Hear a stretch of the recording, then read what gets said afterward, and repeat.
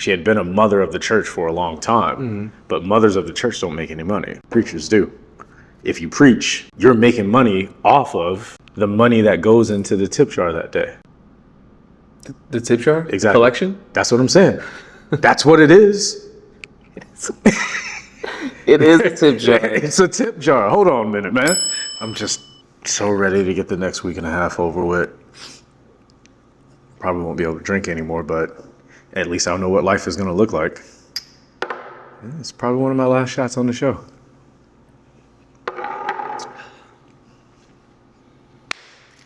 I almost forgot the intro. Welcome back, everyone. Welcome back, everyone, to another episode of the podcast where we pull back the curtain and give you some insight on what goes on behind the scenes at your favorite bar and restaurant. We like to call that the industry perspective.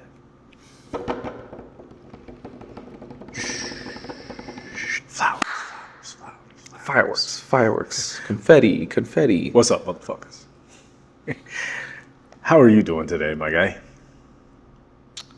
I am pretty good. Pretty good. All things considered, I think, yeah, pretty good. I feel like there's something that nothing's really upset me recently. At least not that We'll get to that. Maybe it may not be that important. Oh, I'm gonna bring it up. No, because people visit my shit just to hear about it. So no, I'm not gonna give it to them. Okay, yeah. You gotta go to the don't page. give it away for free. Yeah. Got you. Yeah. Hey, I tried. Sorry, guys. You gotta go to this story. Yeah. No, it's all right. It's pretty cool. Looking for work, extra work. Apparently, there's all these jobs out here, but we can dive into that a little bit later. But what about you? I'm good overall. You know, I got a sty, but I mean that's fine. I got a sty. Man, I haven't had one of those in a long time. Thankfully, It hurt. yeah, I bet. Yeah, no, I've been good overall. Just ready to get this little thing over with, so I can move on with life, whatever that looks like. But in terms of how I'm feeling and how positively I feel about where things are going, I feel pretty good. It's just, you know, like how they talk about it. Well, I don't know how much experience. I don't think you have any experience with hurricanes, right? Not extensively, at least. If you've been in one or two, though. Yeah. One or two, okay. I brought that up because growing up in North Carolina, we had hurricanes every single year because it's right there on the coast. And there's always like that initial hit that's pretty bad. And then you hit that eye of the storm, depending on where the storm travels to, and it can seem really calm and everything's over. And it's like, no, you're just in the eye of it. And then storm washes through, and it seems like the second half is so much worse. And it's like, no, it's just the accumulation of water. And I feel like that's what 2026 has been for me. I feel like, which is crazy because we're in hurricane season right now. Like we're like right at the end of the first third, I believe. I think September is like the second, third or whatever. Or maybe I have it all wrong. But either way, I know this is hurricane season. This is hurricane season. Yeah. I just meant like the timing. I don't know if it starts in June, July, but my point is it's kind of ironic to be having a year that is like that, and having that come during hurricane season. But, you know, it is what it is. It's like going to work and there's a bunch of call-offs, or you get a bad cut at the beginning of your shift, or like me, New Year's Eve, the last one I worked. That's why I stabbed my hand with a pour spout. It's like, and that was at the beginning of New Year's night. It's like, that's what this year is feeling like. But I remember that. Yeah. But I like a stab in the hand. Yeah, but I feel like this feels like it's 12:45 after all of that's happened. I got an hour left, you know, and then whatever the fallout from what's going on in my life right now, to me, that's the cleanup time. And then once I come out on the other end and this show is doing what it needs to be doing and our lives are going in the directions we want them to go, that to me will feel like the time that I'm going home at the end of a shift. You know, like it fucking sucked and I don't want to do it again. Right. Of course. But we getting through that shift, man. We getting through it. Sorry, that was a long-winded answer, but yeah, that's just where I'm at. That's what this is for. Yeah. Just like the 20% app, where you could feel like you need to vent and see what others are thinking, or maybe somebody feels the same. You can just, man, today had me feeling like, what's his name off Run's House. Oh yeah. Oh, he's in the bathtub. Yeah. Just Reverend like in there, Reverend Run, yeah. Just in there in the bathtub, just I mean, that's where I got the love of those hats from, was his ass. You know, shout out to him. I mean, it's always funny seeing someone be one thing at one point in life and then see their evolution and everything, especially for him to be a reverend on top of it. Was he really a reverend? Yeah. No, he a preacher through and through. He really is. And that's what I mean. Shout out to him. Shout out to his family and, you know, everybody else. Like, I might not be religious, but I have a ton of respect for what religion is supposed to do. I have a ton of respect for why people feel the need to have it in their lives. And to turn that into what I don't want to say this is the focus of the conversation, but this article that I sent you, the video, you know, it kind of lends itself into that too, because I saw, you know, a bunch of different stuff recently, but there was this one person talking about,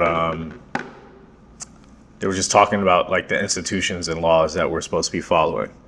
And this person was saying how you need structure, you need laws in place, you need repercussions, you need all of the things for a system to be in place, because if not, then you just get chaos, you know?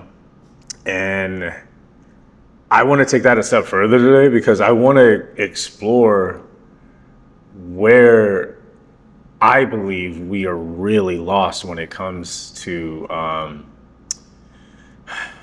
like who we have put in place to say that we trust their word. Like, we equate success to intelligence in so many different ways. And when it comes to like the segue from religion to back over to the hospitality industry, which is my point, is even when it comes to religion, there's always a structure in place. You always have someone who's the top person, and then you have other people who have different positions underneath them, and usually they're being paid, and churches are tax-free and all this other stuff, but it's really a business. I remember growing up in the South, and one of my aunts, I say because I was not formally adopted, I had a legal guardianship. I'm an orphan, but one of my aunts, I remember when she was training to get into position to be a preacher.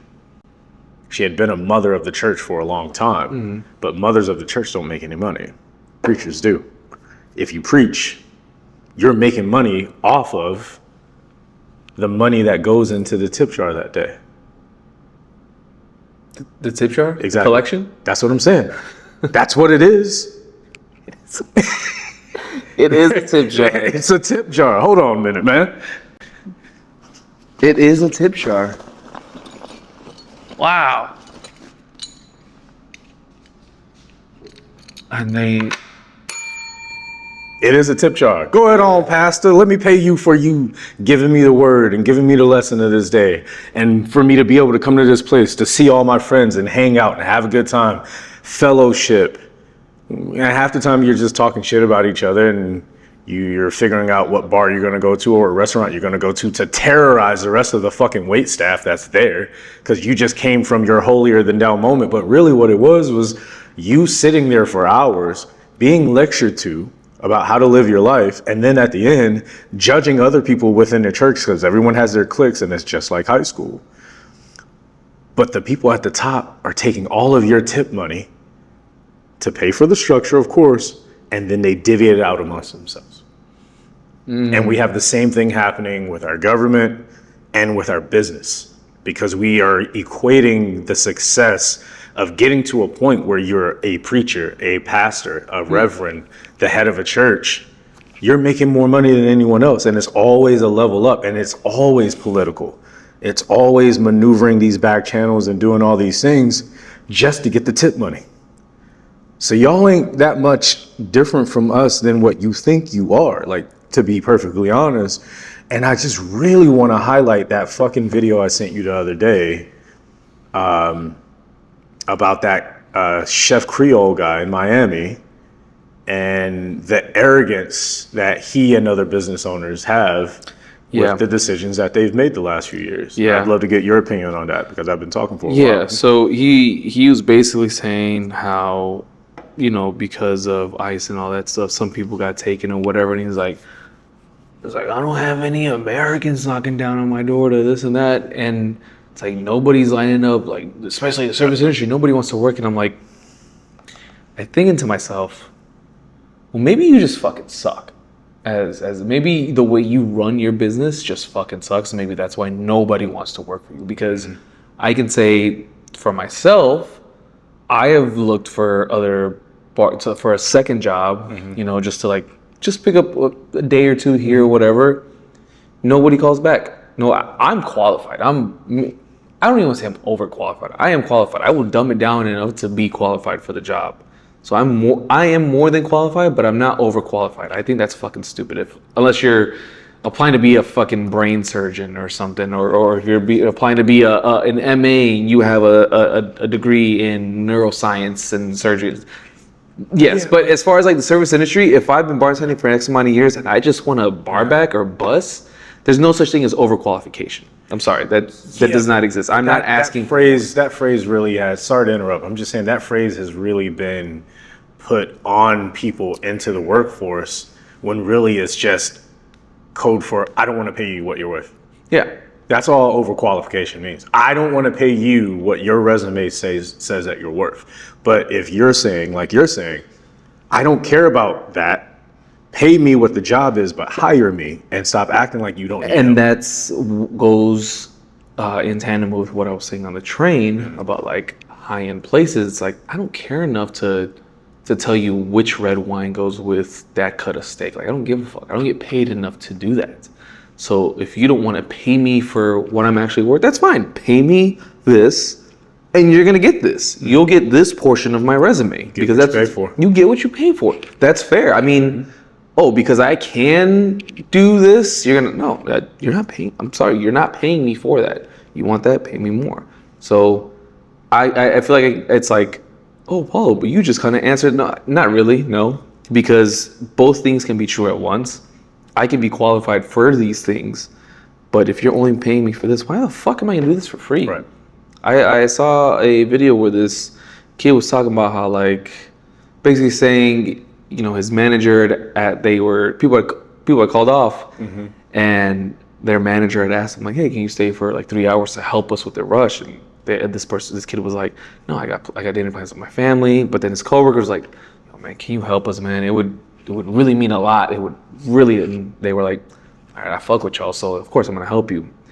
And then they were like, the coworkers were like, hey man, thank you so much. I can't believe you would do that for free. And they were like, what? They're like, no, I'm getting paid. They're like, it's not what the manager said. So they go and this and that, blah blah blah. Anyways, pay people what they're supposed to be paid. But wait, what? yeah, and if people in the comments are like, oh, you're about to get a nice paycheck, that's illegal.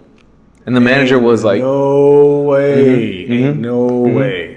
Yeah, it's just a little sidebar, but I wouldn't even call it a sidebar, because I had that happen not at my job last night, but I had someone who came in and sat down and was saying the same thing. They work at Library Bar, and they were talking with the homie Caesar that works over at Volcano, and they were just like, oh, how was your shift? How was your shift? And the person who works at Library Bar was like, well, my shift wasn't bad, but I opened and I was supposed to get cut like 4 or 5 hours ago. But 2 hours into the shift, coworker texts me like, hey, I'm sorry, can you do me a solid? Can you just take da da da da? Yeah. And they were like, it's not as big of a deal because it's like, okay, I get to keep all the money to myself. I wasn't really doing much anyway. It is what it is. But I also wasn't mentally prepared to be there an extra 4 Yeah. to 5 hours That- and have to close and have to That's do it by something myself. that people do not understand.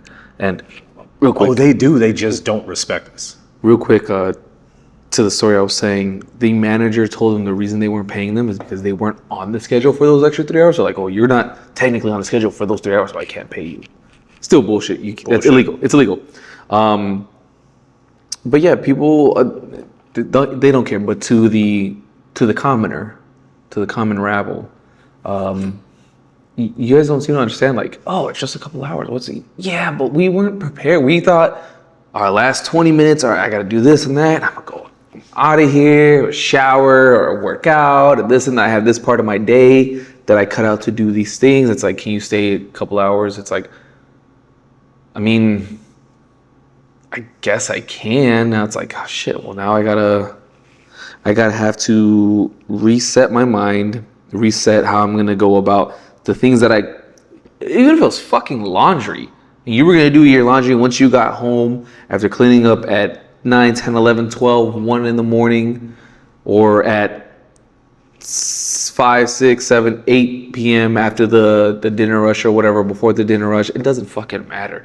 It was laundry or clean your room or anything. You had set this apart because you thought you were getting out at this time. So it is just like, it's a mental reset. It's like, okay, have I eaten? Am I hydrated? I mean, like, those are the other things that come into factor. It's like, well, I was gonna get off of work and go here and eat, or meet so and so here, or I had this meal prepped ready to go, whatever. I was gonna make a roast. I don't fucking know. It doesn't matter. Roast. I mean, shit. We don't have time for roast, but it's like, god damn. Even if it was boxed mac and cheese, and you wanted to throw some chicken in there and make it, and throw some buffalo sauce. It doesn't matter what it is, like, bro. It doesn't matter. What matters is you are now being asked to forget that shit. Well, not just that. I'm taking it. Go ahead then. I was just gonna bring it back to that video because Bring it back to that. I really didn't. I got to come back to this now. Yeah, I really didn't like what the guy was saying. How like Americans aren't breaking down his door to work, and I fully believe, without seeing the other third of that video, it's that he just sucks at what he does as far as as a business owner. No, it's based off of his tone. I'm like, oh, I would not want to work for you. That's why nobody's knocking down your door to apply there. But I know for full fact there are people that want to, especially in the service industry and restaurants, that want to work. I am one of those people. You are one of those people. We want to find other work, not to necessarily leave our places, but just like, hey, it's just expensive, man. We need more money. Yeah. We need more fucking money. And then these places put out these, I'm going in a little bit of a circle. I'm trying not to, but it's like, I apply. I show up. Hey, hit up my boy. He's looking for somebody. All right, hit up your boy. What's up? What's up? Yeah. What's up? Yeah, and then nothing. And then it just fizzles out. It's like, I hit up your boy. What the fuck? Oh, yeah, they hired somebody else. What about me? I was coming off a recommendation. You said to throw your name in there. I threw your name in there. I thought this was like open shot. Wide open 3. You set up the screen. You gave me the pass. What the fuck? Yeah, but We ran the routes. What do we... You blocked for me. Boom. I was wide open. What the fuck happened? Where did this? For you. Where did this defense come from? Somebody just came and... It's fucking annoying. So people do want to work. To that chef, what's his fucking name? Fucking Chef Creole. Dickhead? Chef Creole. Chef All right, fucking now it's my doo-doo. turn. Now it's my turn on this one because just actually can tie both of these together thanks to what you said. My problem is what I said a moment ago is people understand our job and they understand what we're going through. They just don't care. We are not viewed the same as them because I don't say this as much as I used to, but people always treat, well, not all people, but a lot of people treat the service industry like it's a servant industry. And they treat that transaction as though, like we've talked about when you did the Bane voice a couple of years ago, like you think that gives you power over me? Because of this transaction. I don't give a fuck about this transaction. I already know I'm not I going to make don't give a fuck about this place. I already know I'm not going to make that much money off it. You know, like, come on, man. Especially these kids these days. Like, you're in your 30s. These motherfuckers in their 20s, I'm not saying you won't, but I'm saying these motherfuckers are literally fucking crashing out. And a lot of times it's over the smallest stuff. They can also do it's it for content too. Well, yeah, there's that too. To them, it's always an opportunity. It's always an opportunity to go viral and make something off of that. Right. Go ahead. No, I mean, that goes along with it too, because my point is that there are too many people wanting to be in charge of something, not understanding what that entails. They want the title, but they don't want to do the work. You know, like, oh, I want to be a business owner, but I don't want to run a business. Because I'm also looking at this Chef Creole guy, 7 restaurants this motherfucker has. 7? 7 restaurants. That's too much. I'm going to fill you in. I'm going to fill you in. Because this is the biggest part of my problem, is the arrogance. There's arrogance happening between every sector of this world these days. Everyone feels so arrogant. Well, not everyone. A lot of people feel very arrogant about what their place and their status is, especially if they have money or power or some kind of official position. And so that's what I mean. This guy here had 7 restaurants in Miami, and they're all Haitian restaurants. Mm-hmm. He is of Haitian descent, Haitian and Panamanian, or I think it was Panamanian, but this guy is cooking food for a group of people and then votes for someone who is on TV illicitly disparaging his very people. Yeah. And saying that those people don't need to be here and they're eating dogs and cats. You own a restaurant that serves the food that they actually That serves the dogs and cats. But that's what I mean. Yeah. If you are of that, why would you ever think you're above that? Period. So you're not just like, these people think that because they achieve a status, they'll always have it. But that shit can be taken away like that, man. You have 7 restaurants and you vote against the very people who not only patron your restaurant, but who also work for you. And like you said, it's because he sucks, but I'll do you one better. He is also a part of the same fucking problem that a majority of restaurant owners and bar owners are also a problem in this country. The government doesn't pay restaurateurs the way that they should. They don't tax them the way that they should, which is part of the reason why the tipping structure is the way that it is in this country. Because restaurateurs normally can't pay an employee what they're worth. So they ask you to help out. What this fucker was doing was bringing people into his establishments to work for him who were under TPS, temporary protection status. Okay. So once that was revoked, his entire management team across all 7 restaurants quit.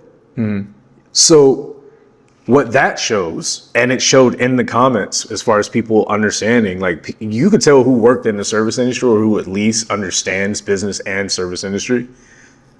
A lot of comments was like, oh, it's because you're not paying your employees. You wanted cheap labor. You wanted to run 7 restaurants, but you didn't want to run them the right way. You didn't have 7 restaurant money. Exactly. You didn't have 7 restaurant ethic. How do you own 7 restaurants and all of your management team is there hoping that the government doesn't kick them out at some point, and you vote for the person to kick them out? But it was because he said, oh, well, I thought he's a businessman. I'm a businessman. No. First of all, he's not a businessman. He's a fucking crook. And we all know it. He's a Nepo baby. But in this country, as long as you can get enough people to be on your side by either paying them off or blackmailing them or whatever it is, then you can get power and hold on to power. But it's because there aren't good business owners, good people with business ethic. That's why I respect Brandon and Alex the way I do. You said he voted for him because he's a businessman, but he's a crook. He's a crooked businessman, which means he's gonna take the money out of your pocket and put it into his. Exactly. You really think the guy that was taking money out of other people's pockets, you think he was gonna be like, oh yeah, he's got good restaurants. They're the best. I swear, best in the nation. 7 restaurants, unequivocally the best. It's probably a big word for him. I don't think he knows what that means. Undisputed. No, that's probably. I don't think you can say that either. Yeah, no, it's just They're good. Yeah. They're good. But you see all these places closing. Like Yeah. even here, how many places have closed because they were run like a business? You know, and that's what you see happening to our country now and to Well, other Nando, countries. what do you do? What's the solution?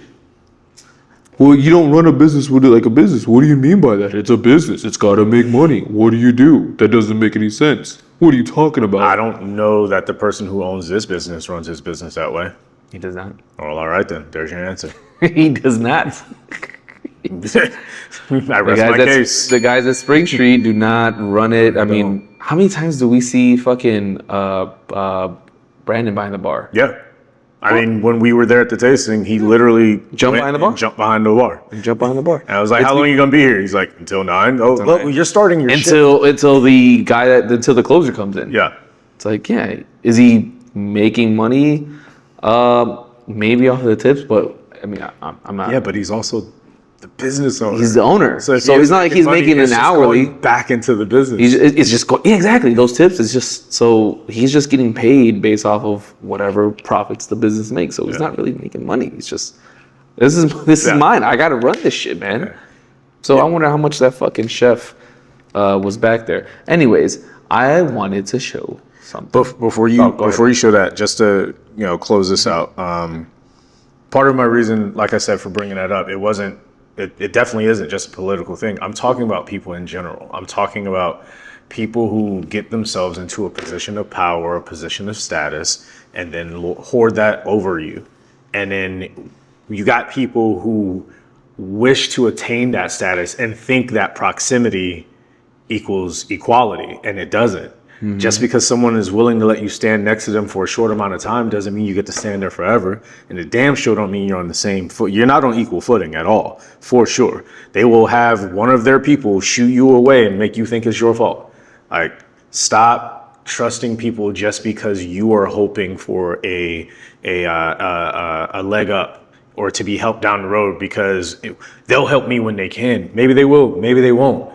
Or you can be a good person, run your businesses the right way, hire the right people, pay a fucking livable wage to the best of your abilities. Just be a good person and your business can thrive. But we have so many people not doing that. It is harming the business so much.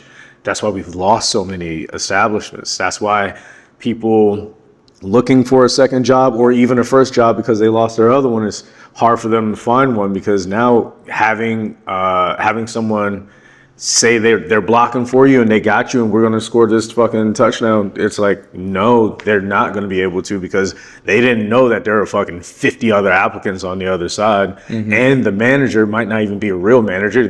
This might be the time that your establishment might be the place where they pad their resume. And I don't think a lot of people ever factor that in when they want to talk about, I know it's a buzzword, but you want to talk about like a DEI and merit-based hires and stuff like that. A lot of it is just who you know and being in the right place at the right time and having someone take care of you. It's not always based off of you being the most qualified that should have something. But I feel like we need to start changing the qualifications and helping people create their own. Like, how many other restaurateurs do we know out there who just want an opportunity to start their own place? A lot. And just want to build something up right. They want to be the president of their thing, but they don't need to be in charge of everything. But right now we have so many people who just want fame, and like you said, influencers. We got senators who want to be influencers. Like, it doesn't make any fucking sense. Our government should not be trying to be popular other than just with their policy, period. I just wanted to leave that there, but also think about that when you're going to a bar or you're treating someone as though they're the coolest person in the room, and really you don't even know who they really are, because you can think someone is the coolest motherfucker and find out just like that they are a complete piece of shit.